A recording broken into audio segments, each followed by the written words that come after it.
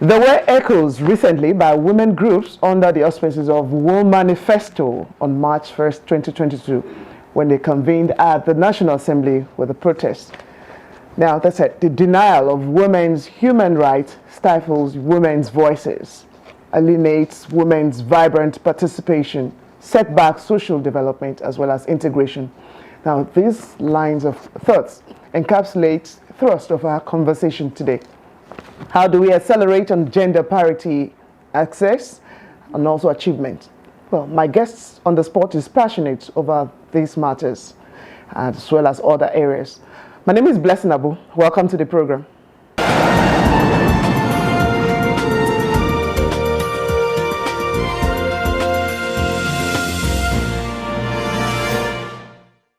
My guest is a development strategist, gender and women rights advocate, leadership coach, diversity and conflict manager. She holds a Bachelor of Education degree in French from Obafemi Awolowo University, Ife. Also a master's degree in development studies from the Institute of Social Studies, now the Erasmus International Institute of Social Studies. That's at The Hague. She's also having a postgraduate certificate in governance, democratization, and public policy from the same institution. She's also served as a special advisor to the governor of Ekiti State, where she was saddled with the responsibilities of planning activities of MDGs and development relations, and also Commissioner for Integration and Intergovernmental Affairs. My guest is currently a senior trainer and a co-coordinator at the Women's Learning Partnership for Rights and Development, that's with the United States of America. She presently coordinates intervention efforts as the executive director at Baobab for Women's Human Rights, an organization that is dedicated to the promotion and protection of the rights of women. On the spot, I'd like to welcome Bunmi, Dipo, Salami. Welcome to the program. Thank you so much. And well done for what you're doing for the women folk and also for gender issues generally. Thank you. We must develop as a people. Oh yeah, we certainly have to. We have no choice. Exactly. Okay, let's start on this note. Okay. Decisions about women without the inclusion of women. Is that possible anywhere in the world? No, it doesn't happen anywhere. If you are not at the table, nobody can take decisions on your behalf. It's just like MKO used to say, you cannot shave a man's head in his absence. So when you have issues that are very, not even just about women's issues, even society in general, because women have a different perspective than the men have. So if a society must grow, we cannot continue to fly with one wing. Okay, I started off with that deliberate echo what I said. Yeah. These were issues that were raised, voices actually were raised at the March 1st, 2022 protests. Hashtag, we must raise the voice at what was of great concern. The denial of women's human rights stifles women's voices. Yeah. And it's went deeper. I just paraphrase what actually took place there. So how concerning is the issue of protection of women, girls' issue, or gender matters generally, as the voices were raised on that very day? Well, to protect women and girls, I always say, is not just in the interest of women. For so long, women have been denied their rights in Nigeria. The Constitution says there's no discrimination. Yet in practice, there's discrimination everywhere you go, in terms of economic empowerment, in terms of social development, in terms of financial inclusion, in terms of political participation. Nigeria has the least representation of women in politics all over Africa. So, and that accounts for where we are as a nation. We have so much, but yet we have so little. And that's because we are not bringing everybody on board to say, this is our country, these are our people, there are men here, there are women here, there are boys, there are girls. So when you have a culture that silences women, that silence says that women are not important, then that nation cannot grow, because the women cannot make progress. And when half of a country doesn't make progress, then the nation will continue to stagnate, and then there is so much injustice. And because we cannot say we are all citizens, yet we do not all have access. Is 22, even more than that, for return to democracy or civilian rule since 1999? Yes. Let me bring on another message that resonated with you at another of your activity. So as we all know, inclusivity is in the public space. Yeah. You remember that now? Yes. It's a fundamental aspect of modern democracy. Yes, it is. Globally now, the trend is shifting. We're seeing, especially even the young ladies, Yes. from Finland to, I don't even want to be mentioning all the countries. And for us to get improved representation, we must look at this inclusivity. Yes. Share with us. We need to deprogram and reprogram Nigeria. Or better said, we need to reprogram Nigerians. I always say Nigeria does not have a problem with women. Nigerians do. Some Nigerians do. Because the Constitution says this is how far everybody can go. We have a national gender policy where we say, okay, 35% affirmative action. So it also goes to show that it's about the interpretation of the correct interpretation of all the policies and the legislation, all the laws that support the inclusivity that you were just talking about, that when we are all here, we should all be here. So it's not about having men in political spaces or in other spaces, having boys go to school and girls don't, having men in power and men, in the kitchen or in the other room. So it's about making sure that the voices of everyone, are heard. If you take Tanzania, for instance, they have about 46% representation of women. They have a president that is female. In Malawi, we have had a few female presidents. Even in West Africa, in Liberia, we had Ellen Johnson Sirleaf. So it's shifting everywhere. In the US now, they have a first female vice president. They didn't have that before. So it's not something that will happen in a day. But it's for a society to take a step back and say, what are we doing wrong? And who are we doing wrong? So if you are saying, what are we doing wrong, is how have we been running Nigeria to the point that Nigeria is not moving from the spot. It's even, well, I'm not going to say what I wanted to say. I'm going to zip my mouth now. But then, so it's about women are here. Women have a lot to give. We give a lot everywhere, from the home to the places where we work, to the spaces. We always leave a positive mark.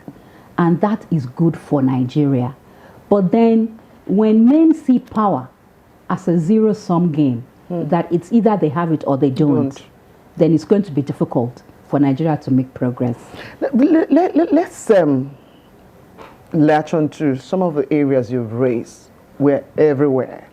And today, from the home to the larger society, there are issues. Yeah. We'll see the turnout of delinquents here and there. They still come from the home. Man, yes. Or, man now, or women are there as well. Yes. We see organizations stifling opportunities for young ladies. They have to go that extra mile to prove themselves that I can equally do it like my male counterpart. We'll see political spaces, that, like some of the advocacy had come for us to have more representation there. Yes. We'll see the need for women to be empowered economically. Yes. We'll see the need for them to be educated to cater for the different areas. What is that push that is needed for the average woman to even say, I'm ready, or I should be made ready through whatever means that we want to see as support?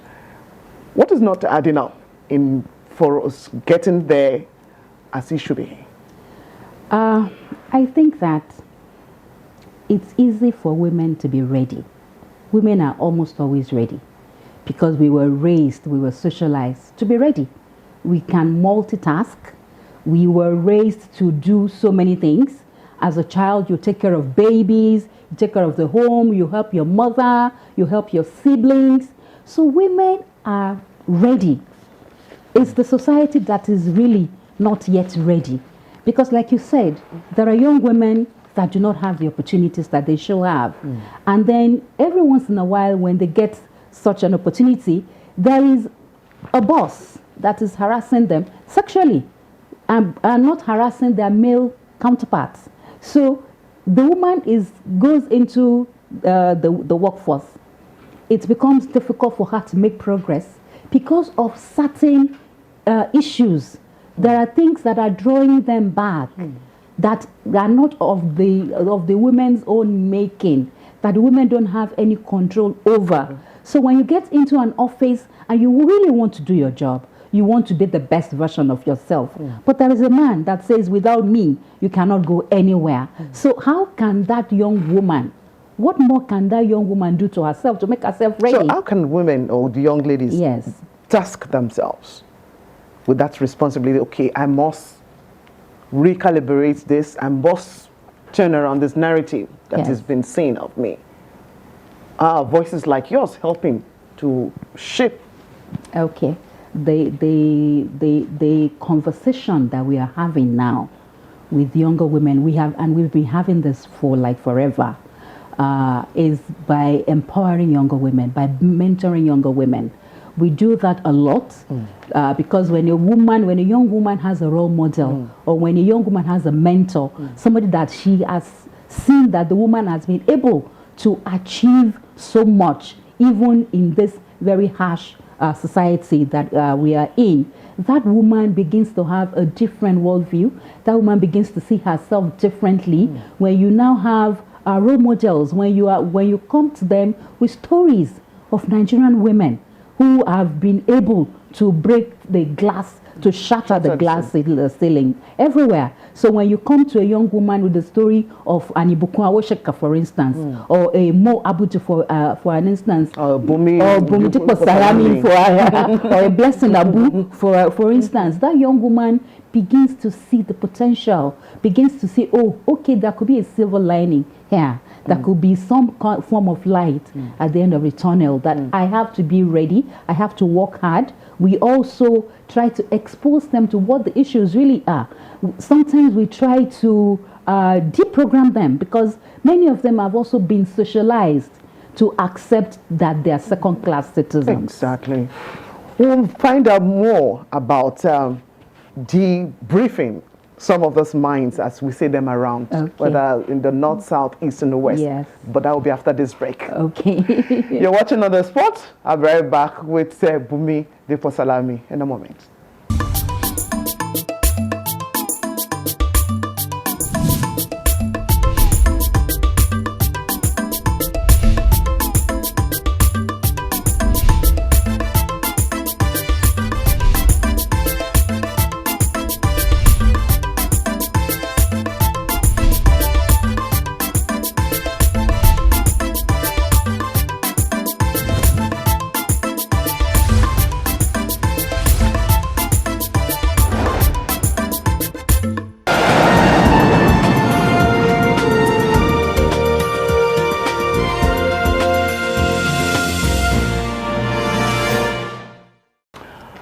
Welcome back. If you just tuned in, the program is On The Spot, and I have with me a woman human rights activist with vast experience in the pursuit of women issues as well as other areas of governance and democracy.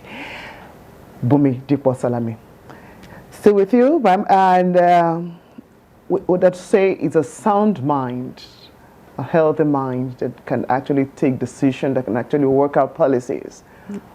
Issue of health for the woman is still a matter to also look into when we're trying to empower women to stand up for good governance and also for equal representation.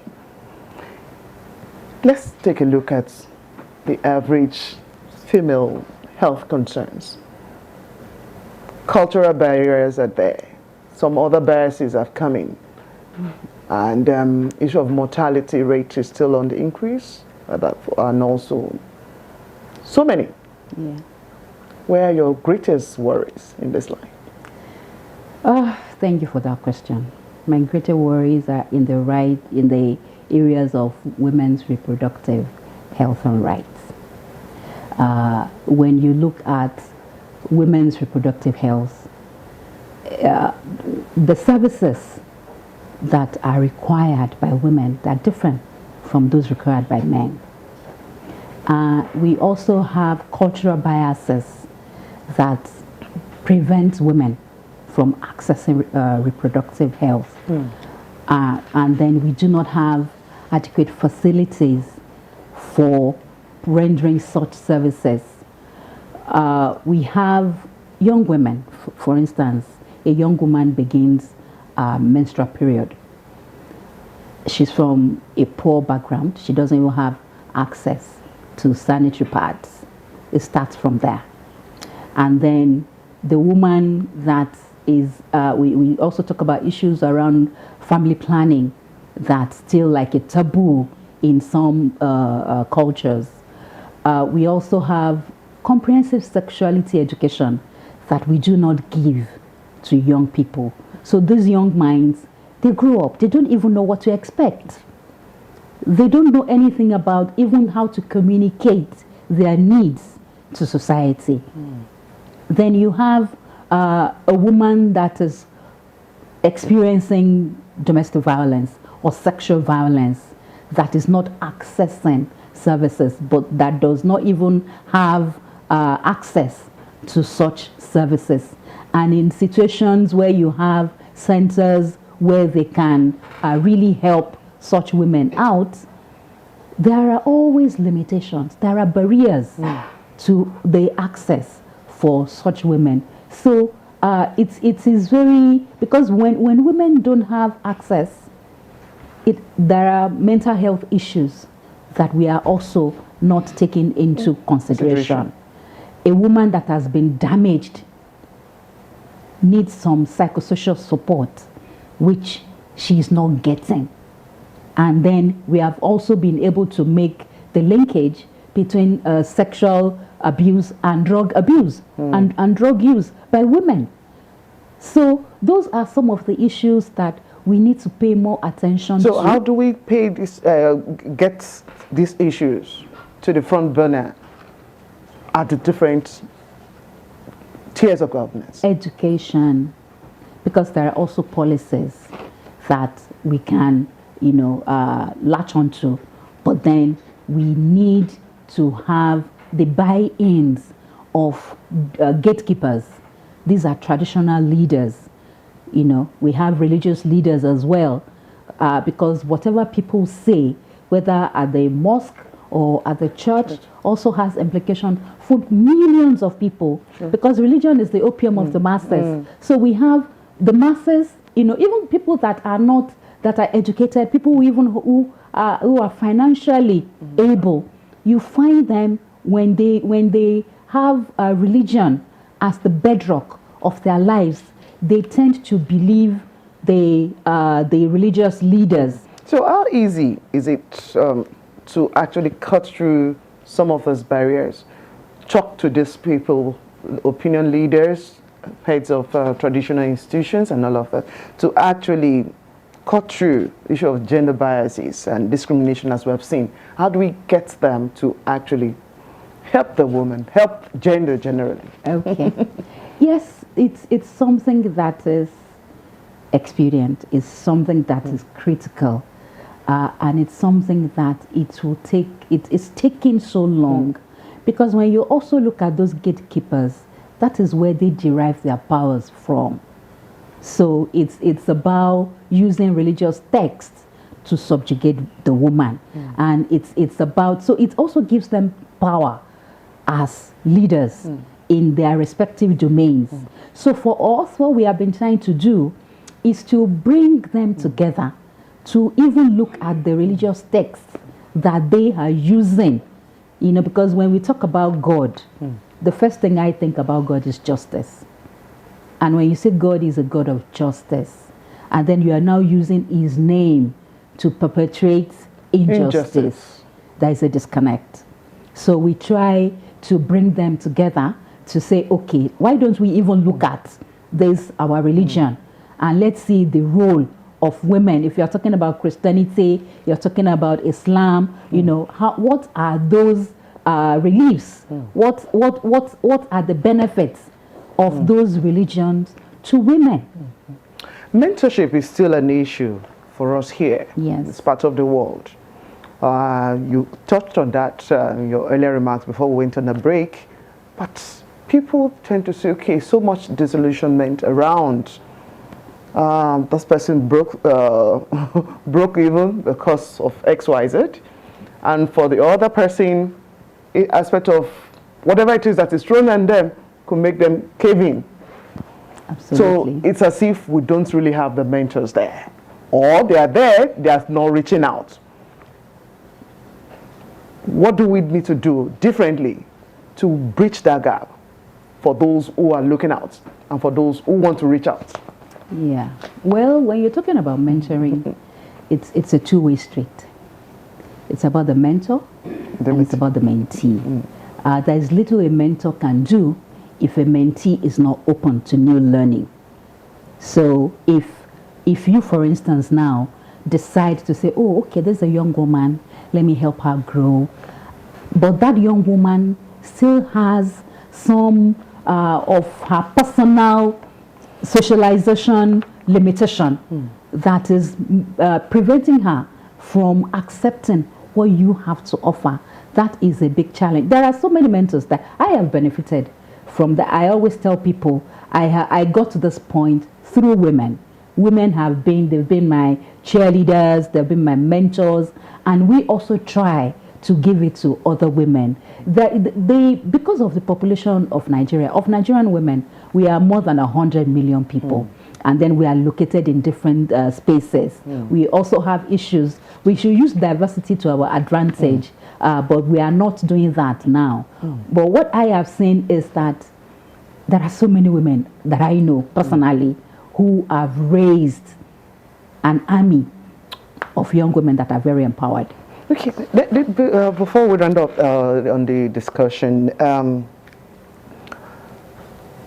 there are opportunities to go out there and conquer in terms of governance. 2023 is around the corner. Yes. People want to still come to this same woman, this other gender, to say, we need you to support us. How should women begin to leverage on this to get that empowerment that is needed in whatever sphere they're going to be operating in come 2023, even beyond 2023? What we just want is a new global order that is impacting on us as well. Yes. Thank you for that. Like you said, 2023 is just here, and women, they are used all the time by men to get whatever they want, to get into the office. Women practically put men in those offices that they occupy. What we are saying now is that women, we have our own agenda. That every woman, whether at in rural communities or in urban centers, that every woman should know. So what we are doing at this time is to sensitize women to say, yes, when they come, this is what we want them to do.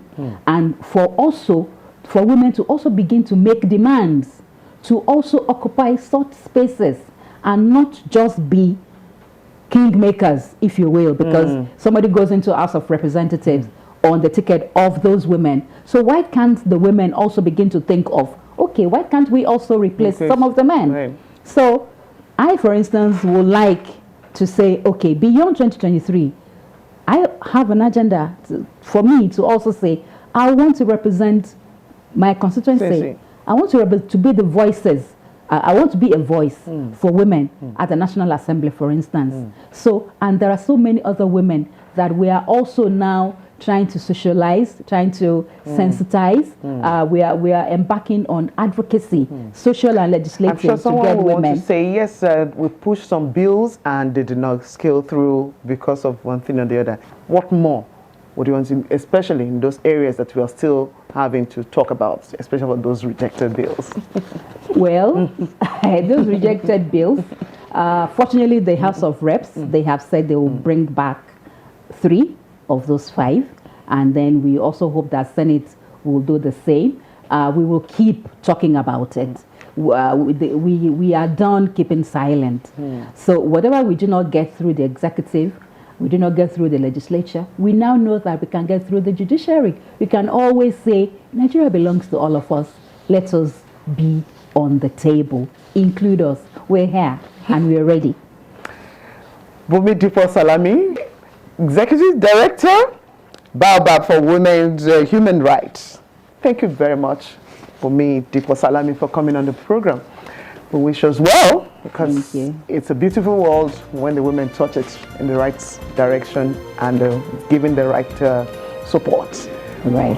Well, thank you for having me. I've had a wonderful time, and I look forward to more engagement with you. Definitely.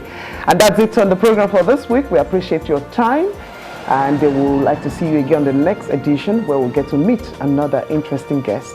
My name is Blessing Abu. Goodbye.